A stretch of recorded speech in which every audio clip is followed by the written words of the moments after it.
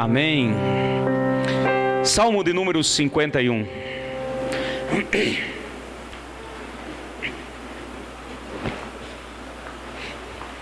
Salmo de número 51. Livro de Salmos é fácil de achar, né, de localizar.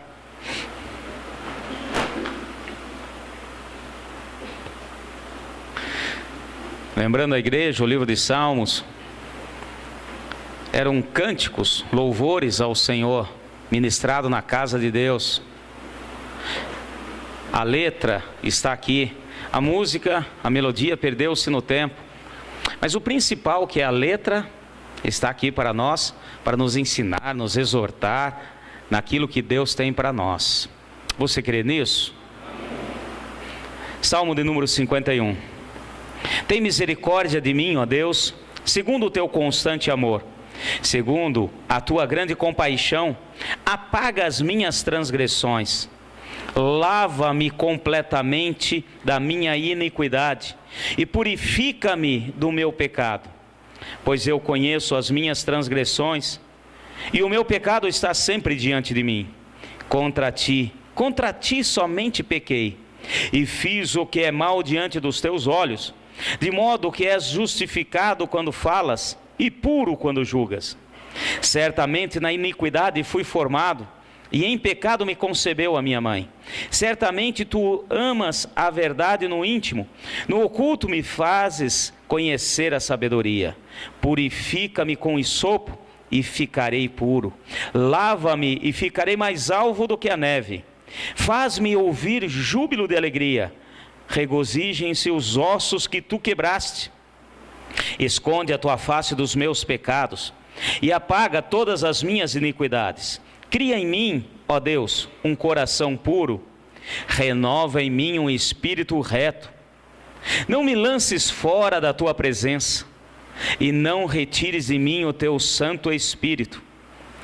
Torna a dar-me a alegria da tua salvação e sustém-me como um espírito voluntário. Então ensinarei aos transgressores os teus caminhos, e os pecadores a ti se converterão. Amém. Podem sentar.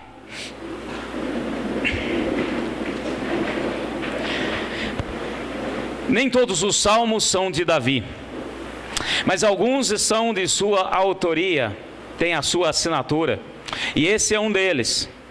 E o interessante é que esse salmo traz para nós uma visão panorâmica da situação de Davi em um determinado momento da sua vida. Esse salmo ele escreveu logo após a visita do profeta Natã. Vocês conhecem, eu creio que todos conhecem a história, sabem, já estudaram, já leram e já viram.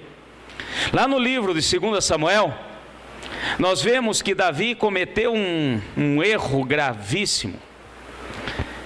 Num período em que os reis saíram à guerra, ele, confiante em sua equipe, em todos aqueles que trabalhavam com ele, confiante em Joabe, que era o seu comandante maior, nem se preocupou em sair à batalha.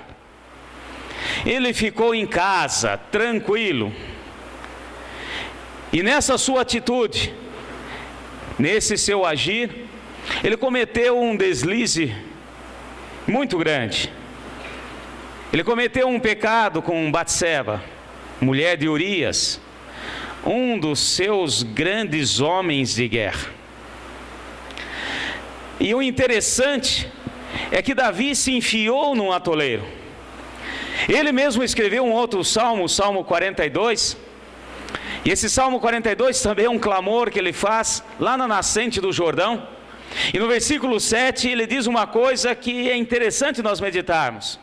Um abismo chama outro abismo, uma queda leva a outra queda. E uma coisa importante para nós nessa noite.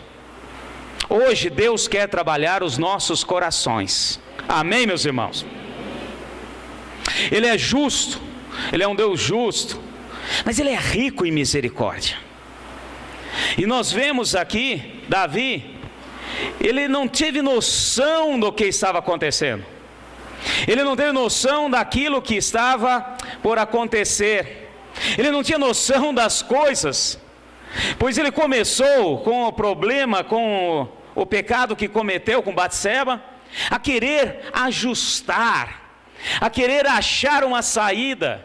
É claro, ele como rei de Israel, ele era templo vivo do Espírito Santo. Hoje, o mesmo Espírito opera em todos aqueles que aceitam Jesus como Senhor e Salvador. Você crê nisso? Na antiga aliança, o Espírito era dado somente para reis, sacerdotes e profetas. E ele estava contido nisso. E de repente, o Espírito de Deus começou a incomodá-lo, como faz conosco. E hoje a palavra do Senhor é para nós, para não cometermos o erro que Davi cometeu. Apesar de cometer o erro, ele se retratou a tempo diante de Deus. E é o que o Senhor espera de nós. Davi, ele foi, errou, começou, chama Urias, traz Urias. É aquela questão de quando nós erramos, nós queremos consertar, nós queremos tampar o problema, nós queremos com as nossas mãos achar uma saída. Pediu para chamar Urias lá da frente de batalha, contra o povo de Amon. E vem agora Urias. Urias se apresenta ali diante do rei, autoridade máxima. E vocês sabem que chegou a ele, falou: olha, estou te dando agora um descanso. Vai para sua casa, descansa agora, fica lá na sua casa, fica com a tua esposa, aproveita. Mas Urias tinha um caráter transformado por Deus. E Davi não imaginava que de repente, na sua arquitetura maligna, que Urias iria ficar ali. Urias diz para ele: de maneira alguma, não vou não. Está lá Joabe, estão meus companheiros na frente de batalha. Como ficarei eu no descanso na minha casa, pensando na batalha que está acontecendo? Não, rei, de maneira alguma. E passou aquela noite na porta do palácio, esperando a ordem para retornar à batalha. Não deu certo. E ele continua a arquitetar. Aí ele pega e pede para dar vinho a Urias. Quem sabe agora, saindo da sua sã consciência, ele vai com a sua esposa. Urias não vai. Enfim, diante da palavra de Deus, que um abismo chama outro abismo, uma queda leva a outra queda. Fala assim comigo: um abismo chama outro abismo, uma queda leva a outra queda. Diante de Deus, nós não precisamos, e Ele não espera de nós, que fiquemos arquitetando planos, fiquemos arquitetando respostas aos nossos erros e às nossas falhas. O que Deus espera de nós é um coração quebrantado, é reconhecer: Senhor, errei, falhei e estou aqui. Isso é um coração segundo o coração de Deus. Chegou ao ponto de repente ele escrever uma carta a Joabe na frente de batalha e entregar nas mãos do próprio Urias, pedindo para que colocasse ele na frente de batalha, e a hora que ele chegasse na frente da batalha, todos retrocedessem em uma observação, para que ele morra. Pecado não confessado gera morte. Pecado não confessado leva à destruição completa. Pecado não confessado cega a pessoa, como aconteceu com Davi. Mas hoje, o que nós queremos entender é que o nosso Deus está aqui em nosso meio, pois a palavra dele nos diz que onde houver dois ou mais reunidos em seu nome, ele estará no meio. Você crê nisso? E que hoje também nós vamos colocar em prática a mesma palavra de Deus que nos diz que Ele é o mesmo Deus de ontem, de hoje e será eternamente. E esse é um princípio de Deus que nós vamos aplicar. O Senhor não quer que a gente que nós fiquemos aí maquiando erros e falhas. Pois da mesma maneira que Davi era templo do Espírito Santo, nós também somos. E da mesma maneira que o Espírito incomodou Davi, incomoda a cada um de nós, quando nós erramos e falhamos em algo que diz a palavra do Senhor. E o que o Senhor espera de nós, não é essa atitude primeira de Davi. O que Ele espera de nós, é um arrependimento. E realmente colocar-se na presença de Deus, abrir o coração e falar: Senhor, errei, falhei, estou aqui. Amém, meus irmãos? Fala assim: o meu Deus é Deus de misericórdia. Olha o começo, o primeiro versículo desse salmo, desse louvor, dessa música que Davi fez. Tem misericórdia de mim, ó Deus, segundo o teu constante amor, segundo a tua grande compaixão, apaga as minhas transgressões. Você pode dar um glória a Deus aí, meu irmão?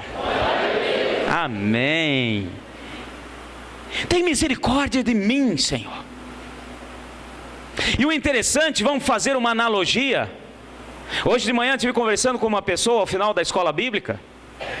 Vamos fazer uma analogia com dois reis de Israel: a Saul, que foi o rei antes de Davi, e a Davi. Os dois erraram, os dois falharam. E o interessante é que nós, humanamente falando, nós temos a questão de classificar pecados e falhas. Nós temos um hábito maligno de classificar pecados. Eu acho que qualquer um de nós aqui, se humanamente falando, se nós perguntarmos qual foi o erro maior de Saul, que pegou uma capa que era despojos de guerra, que pegou alguns animais cevados e fez uma festa, ou Davi, que pegou a mulher de um homem e depois ainda matou esse homem? Se nós olharmos por esse prisma, humanamente falando, na hora levantamos a mão que o pecado de Davi foi maior. E eu quero dizer o seguinte, que para Deus não existe pecadinho, pecadão. Para Deus não existe uma pequena transgressão ou uma grande transgressão. Para Deus, qualquer transgressão da sua palavra está fora do contexto de Deus. E se nós analisarmos aqui, tanto Saul quanto Davi erraram, falharam. A diferença entre os dois está no seguinte: Saul começou a justificar, Saul começou a fazer como Davi fez no início aqui da sua palavra. E tanto Saul quanto Davi, Deus enviou profetas, Deus enviou homens para que falassem com ele, porque Deus usa desse artifício e continua usando. Primeiro, o Espírito incomoda, a palavra de Deus incomoda, e se você não acordar para uma mudança, para uma restauração, Deus manda homens e mulheres de Deus, profetas, e muitas vezes acontece o que aconteceu com Saul, fica querendo justificar. Saul, mesmo depois da palavra do profeta, ficou justificando, ficou falando, ficou ali dizendo: ai não, eu não errei, sabe o que é? A capa, não, mas não fui eu, foram os homens que queriam, nós trouxemos alguns bois cevados, realmente trouxemos, mas não fui eu, foram eles que queriam. E muitas vezes nós temos essa questão conosco. Ao invés de agirmos como Davi fez aqui, olha o versículo 4, olha a diferença entre um coração duro e um coração quebrantado, um coração segundo o coração de Deus. Enquanto Saul ficava jogando a culpa nos soldados que estavam com ele, no povo que foi com ele, olha a diferença com Davi, mesmo errando no início. O versículo 4, contra ti somente pequei, e fiz o que é mal diante dos teus olhos, de modo que és justificado quando falas, e puro quando julgas. Amém? O que o Senhor espera de nós é isso, como Davi fez. O princípio é o mesmo. Meu irmão, não adianta você dizer, cara, aí, agora falando e dizendo: ai, sabe o que é? Eu estou dessa maneira porque a igreja não orou. Ai, eu fiquei assim porque ninguém me visitou. Ai, eu estou passando por isso porque ninguém olhou para mim. Ai, eu estou nessa situação porque eu entrei no culto e ninguém me cumprimentou e deu a paz do Senhor. Ai, porque eu estou... Meu irmão, para com isso. O Senhor está aguardando de nós uma seguinte postura: Senhor, pequei contra ti. errei contra ti. O Senhor está guardando essa posição.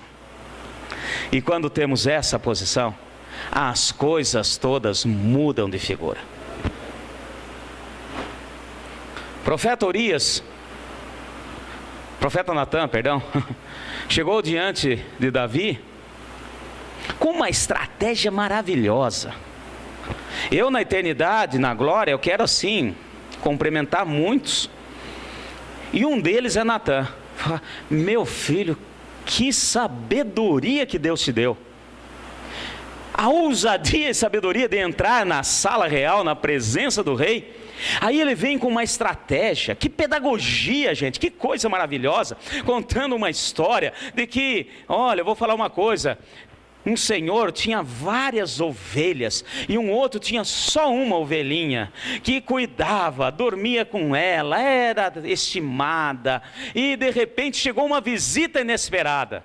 Fala assim, uma visita inesperada. Sempre há algo inesperado no nosso caminhar. E nesse algo inesperado é que nós devemos tomar cuidado para não agir de modo com as emoções, ou muito pelo contrário, agindo também deixando o inimigo tomar conta. Aí o profeta Natan continua a falar. E ele precisava preparar uma refeição para essa visita inesperada. E ao invés de pegar das suas ovelhas, que tinham muitas, ele foi e pegou aquela ovelhinha única. Está certo isso, rei? Davi levanta, estende o seu dedo e fala, de maneira alguma, esse que fez, deverá pagar 4 vezes. Olhe os detalhes da palavra. Quem fez isso, deverá pagar 4 vezes. Aí Natan vira para ele, muito bem, sabe a decisão, ó rei de Israel. Essa pessoa é você. E depois disso, é que ele escreve esse Salmo 51. A diferença de Saul com Davi está nessa questão. No começo ele tentou ludibriar Deus, no começo ele tentou enganar Deus, no início ele tentou levar o Deus no lero-lero, como nós muitas vezes queremos fazer. Mas a hora que o profeta veio de frente com a palavra, com aquilo que Deus tinha, e eu quero dizer para você, igreja, muitas vezes há profetas, homens e mulheres de Deus, que chegam até nós e vão e mostram aquilo que Deus quer que nós venhamos mudar. Não podemos agir como Saul, mas mesmo falhando no início, Deus espera de nós uma mudança. Amém? Cutuca o seu irmão, então você lá fala assim, Deus espera de nós uma mudança. Para não parecer assim, Deus espera de você uma mudança, como que eu estou bem, agora você que se vira. Deus espera de nós uma mudança. Deus espera de nós um coração quebrantado. A hora que Natan fala com ele dessa maneira, ele parou de ficar arrumando desculpas, ele parou de ficar querendo arrumar pretextos para o seu erro. Ele rasgou as suas vestes, ele subiu a nascente do Jordão, escreve antes de ir na nascente do Jordão esse Salmo 51, e depois sobe a nascente do Jordão, escreve o Salmo 42, onde diz que precisa de Deus. E aqui ele abre o seu coração. Eu quero dizer para você, meu irmão, olha o que é um coração transformado, e um coração que é transformado, aberto, um coração que deixa Deus agir. Eu creio que muitos de nós aqui faríamos salmos ao Senhor, cânticos ao Senhor por batalhas, vitórias. Cantaríamos ao Senhor todas as nossas vitórias, cantaríamos e louvaríamos ao Senhor com todos os instrumentos, com acordes maravilhosos, cantando as vitórias que tivemos com o Senhor. Mas eu quero ver quem é que abriria os seus lábios, escreveria e cantaria louvores ao Senhor, mostrando os seus erros, as suas falhas, as suas debilidades, o que errou e o que falhou. Davi fez isso. E esse salmo mostra isso. E aqui, voltando ao versículo 4. Contra ti somente pequei, e fiz o que é mal diante dos teus olhos. Ele não teve vergonha de dizer a toda a comunidade de Israel, e fazer um salmo ao Senhor, reconhecendo que Deus agiu no coração dele, e que ele pecou contra Deus. Quando nós falhamos com uma pessoa, realmente devemos pedir perdão àquela pessoa. Mas o nosso pecado maior não é contra a pessoa. O nosso pecado maior é contra Deus. E ele reconheceu isso abertamente. E olha só mais um detalhe. Olha aqui os detalhes da palavra. Um pouquinho mais abaixo. 7. Purifica-me com hisopo e ficarei puro. Lava-me e ficarei mais alvo do que a neve. Amém, meus irmãos? Olha aqui que maravilha. Nessa estrofe dessa música, desse cântico, desse louvor ao Senhor, ele diz: purifica-me com hisopo. Vocês sabem o que é hisopo, meu irmão? Hisopo é musgo. Não sei se você já viu musgo. Musgo, aquela plantinha assim, enrugadinha, que normalmente dá nos muros, naqueles lugares úmidos. Quem foi criança já brincou com musgo, você arranca, ele parece uma esponjazinha. E a palavra hisopo na Bíblia aparece poucas vezes. A palavra hisopo na Bíblia aparece na primeira vez quando o Senhor dá ordem a Moisés, depois da 10ª praga, para que preparassem aquilo que era depois chamado de Páscoa, e que pegasse o sangue do cordeiro imolado, molhasse com hisopo aquele sangue e passasse na verga das portas, e aonde tivesse o sinal com aquele pequeno hisopo, e o anjo da morte não viria. Amém, meus irmãos? A segunda vez que aparece a palavra hisopo é quando o profeta Elias, movido pelo Espírito de Deus, fala das grandezas do Senhor, e fala que Deus é tão grande, tão maravilhoso, que não esquece do cedro do Líbano, aquela árvore maravilhosa, como não esquece do hisopo que nasce no meio das pedras. Depois, a palavra hisopo aparece aqui nesse salmo, onde Davi fala: limpa-me com hisopo. Ele entendia o que Deus estava fazendo, assim como o Senhor quer que nós venhamos a entender. Ele quer que nós quebrantemos o nosso coração na presença dEle. Venhamos a falar: Senhor, errei, falhei, é você e Deus. E Ele está falando: limpa-me, purifica-me com hisopo. Da mesma maneira que o Senhor fez lá na saída do Egito. Ele não pediu para que molhasse brochas grandes e marcasse a verga da porta, pintando a porta de vermelho. Ai, porque senão de repente o anjo passa e não percebe e vai entrar morte na minha casa. Ai, não, porque Deus sabe muito bem aqueles que têm a marca da aliança. Bastou uma pequena marcazinha com hisopo, aquela coisinha pequena.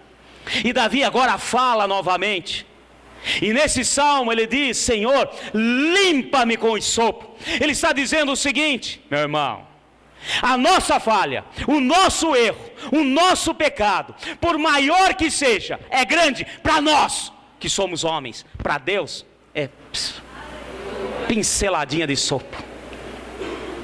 Por maior que sejam as nossas debilidades e faltas, por maior que seja a nossa queda, Deus está falando conosco nessa noite. Para Ele é pinceladinha para limpar. Tire da sua mente, e hoje todo o paradigma e tudo aquilo que leva-nos muitas vezes a agir no início como Davi fez, queremos ficar arrumando com as nossas mãos, achando que Deus não vai conseguir consertar esse erro que eu cometi. Isso é maligno. Para Deus tudo é possível. Fala assim: para Deus tudo é possível. A única coisa que Ele espera de nós é que falemos como Ele falou: Senhor, errei, pequei, falhei. limpa-me com hisopo. Fala assim comigo: limpa-me como hisopo. A quarta vez na palavra que vem essa palavrinha hisopo está lá no Evangelho de João, quando Jesus estava na agonia na cruz, e o soldado pega uma vara e na ponta da vara coloca hisopo e molha no vinagre e passa na boca de Jesus. E isso tem um significado muito grande. Os soldados, eles tomavam para que pudesse realmente vencer a sede no seu caminhar. Eles viram aquela agonia, e para vencer a sua sede, eles usavam uma mistura de água com vinagre. A acidez do vinagre faz com que a sua sede seja aplacada. É a mesma coisa para quem conhece, você sabe disso, talvez saiba e nunca fez uma conexão. O vinagre faz a mesma coisa que o ácido cítrico do limão numa limonada gostosa. Tem coisa melhor para matar a sede do que uma limonada, gente? É o ácido cítrico. E ali os soldados pegam, põem na ponta da vara um hisopo. Ou seja, olha, está com muita sede aí? Então nós vamos fazer só você sentir um pouquinho. E embebedam o hisopo, aquela pequena coisa, e passam na boca do Senhor Jesus. E por último, a última vez que aparece a palavra hisopo, está lá no livro do Apocalipse, quando o Senhor mostra para João os selados, os eleitos, que vieram com a marca do sangue do Cordeiro, que foi marcado com hisopo. Amém, meus irmãos? Mostrando para nós que aquilo que para nós é muito pecado, é muita falha, aquilo que humanamente nós não sabemos mais como fazer diante da situação que eu estou passando, para Deus Ele tira com hisopo, com aquele musgozinho, Ele apaga. Você crê nisso? Fala assim: limpa-me, Senhor, purifica-me, Senhor, dos meus erros, das minhas transgressões, com hisopo. Ou seja, para Deus não é nada. Aquilo que Davi ficou tentando fazer com as próprias mãos só trouxe mais problemas. E muitas vezes nós queremos ficar consertando os nossos erros, agindo com a nossa própria força, a nossa própria maneira. E a coisa só piora, porque um abismo chama outro abismo, uma queda leva a outra queda. Entrega o seu coração ao Senhor, porque o Senhor vai fazer maravilha. E Davi expôs tudo isso, colocou tudo isso, e olha que interessante. Vamos pegar agora para finalizarmos o versículo 11. Não me lances para fora da tua presença. Aquele que realmente tem o pecado apagado com hisopo, não sai da presença de Deus. Amém, meus irmãos? Você crê nisso? Então vamos colocar diante de Deus. É você e Deus. Você não precisa de um confessionário, você não precisa falar com uma pessoa. O Senhor está aguardando de nós nessa noite uma confissão, está aguardando de nós, porque Ele é rico em misericórdia. Você crê nisso? O mesmo Deus continua agindo. A misericórdia dele vai de geração a geração. A misericórdia dele é eterna. Não existe: ai, você já batizou, ai, você já está no caminho do Senhor, ai, você já errou uma vez, agora não perdoou mais. Deus perdoa sempre. Quantas vezes for necessário, Deus está de braços abertos para nos perdoar. Mas Ele perdoa um coração quebrantado. Segundo ponto, no próprio versículo 11, a parte B desse versículo: não retires de mim o teu Santo Espírito, o teu Espírito Santo. Aquele que tem um coração quebrantado, aquele que confessa os seus erros diante de Deus e fala abertamente na primeira pessoa: errei, Não fica colocando o erro na esposa, nos filhos, no relacionamento, nas pessoas que estão trabalhando junto com você. Meu irmão, o erro tem que ser confessado na primeira pessoa. Meu irmão, para com isso, para que o Espírito Santo não saia, não abandone, pois onde o mal está, o pecado está, o Espírito não pode ficar. Então muitas vezes nós não conseguimos sentir o Espírito de Deus, porque nós não confessamos ao Senhor, porque não abrimos o nosso coração ao Senhor. Fala assim: confessar é o segredo. Amém, meus irmãos? Hoje vamos aprender essa lição, e nós vamos chegar para Deus, é você e Deus, e falar na primeira pessoa: Senhor, errei. Pare de ficar maquiando, pare de chegar diante de Deus: Senhor, sabe o que é? Ai, é aquele cavanhaque branco do pastor Maurício que me faz errar. Sabe, Senhor? Ai, a minha sogra que veio me visitar. Ai, Senhor, sabe o que é? É que esses dias está fazendo muito calor. Ai, sabe o que é, pastor? Senhor, é isso. Para, meu irmão! O Senhor espera de nós essa noite, assim como Davi fez: Senhor, errei, pequei, falei. Meu irmão, usa o verbo na primeira pessoa. Amém? Hoje, nesse momento, não coloque no passado lá indefinido. Coloque no passado definido. Errei, falhei. Assim você vai voltar a sentir a presença do Espírito Santo. E o terceiro ponto, versículo 12: torna a dar-me alegria da tua salvação. Oh, glória! Aquele que é salvo é alegre, meu irmão. Amém? Se não tem alegria no seu coração, se você não consegue expressar alegria, e eu estou falando agora de uma alegria diferente, eu não estou falando da alegria somente emocional, é a emocional e a espiritual junta, porque não existe alegria maior do que a garantia da salvação. Amém, meu irmão? Mesmo nas dificuldades, louvarei ao Senhor. Mesmo que não haja pasto nos campos, louvarei ao Senhor. Mesmo que não tenha gado, louvarei ao Senhor. Amém, meus irmãos? Mesmo que eu tenha que trabalhar na segunda-feira, louvarei ao Senhor. Mesmo que eu tenha contas para pagar essa semana,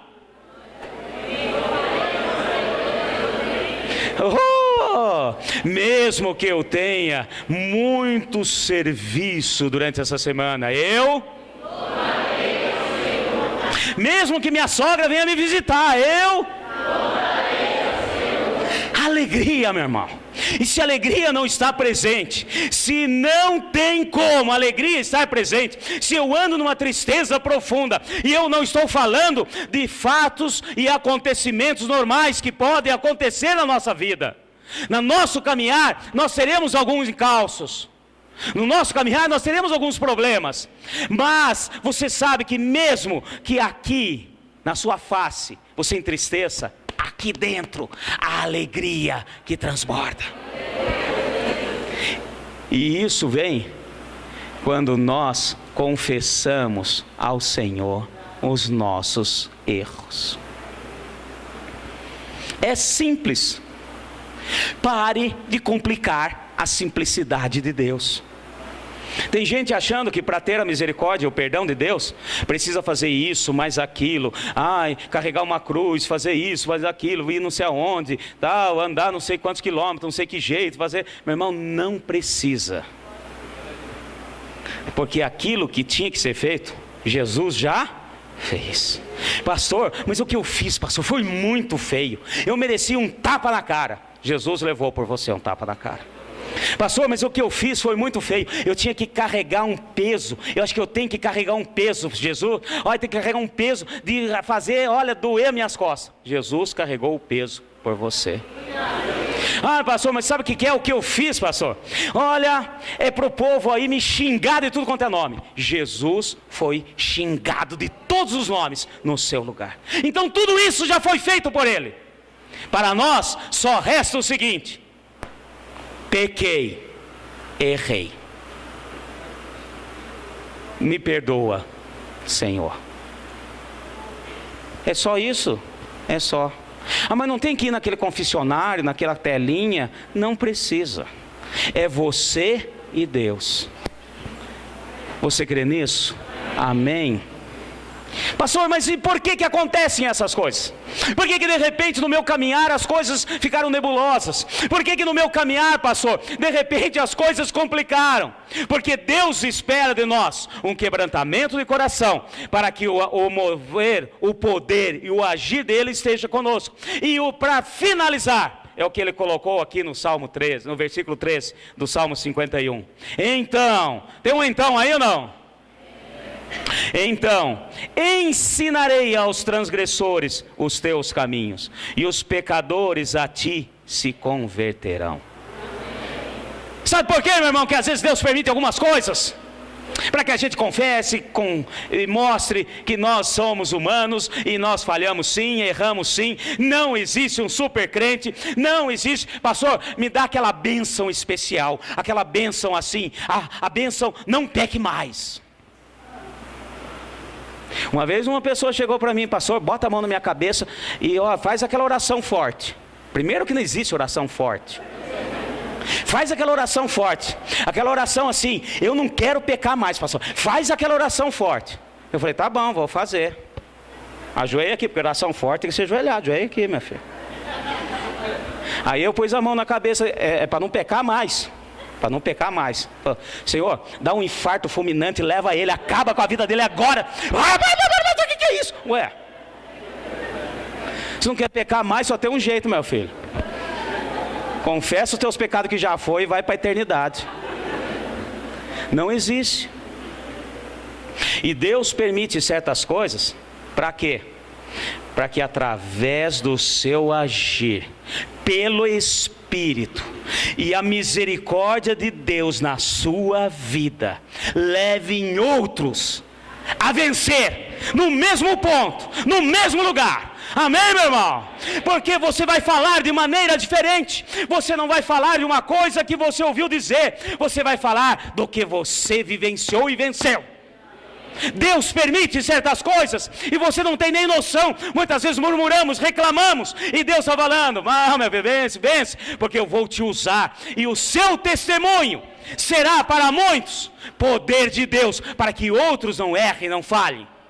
É diferente você chegar para uma pessoa e falar: olha, seguinte, meu irmão, Deus é bom, é misericordioso, Ele perdoa esse erro seu aí, porque eu li num livro.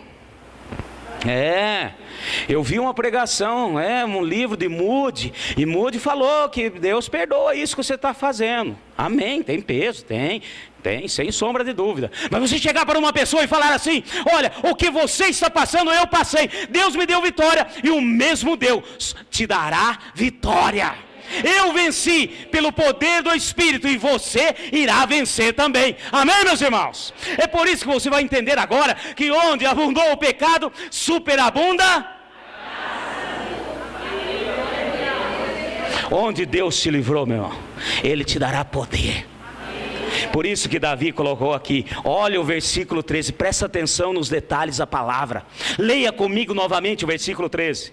Então, depois de Davi falar da misericórdia, clamar o perdão de Deus: limpa-me, Senhor, purifica-me, Deus. Ele não teve vergonha e nem receio. Ele falou na frente da assembleia dos justos. Ele falou: olha, errei com a Batseba. Batinha, vem cá, minha filha.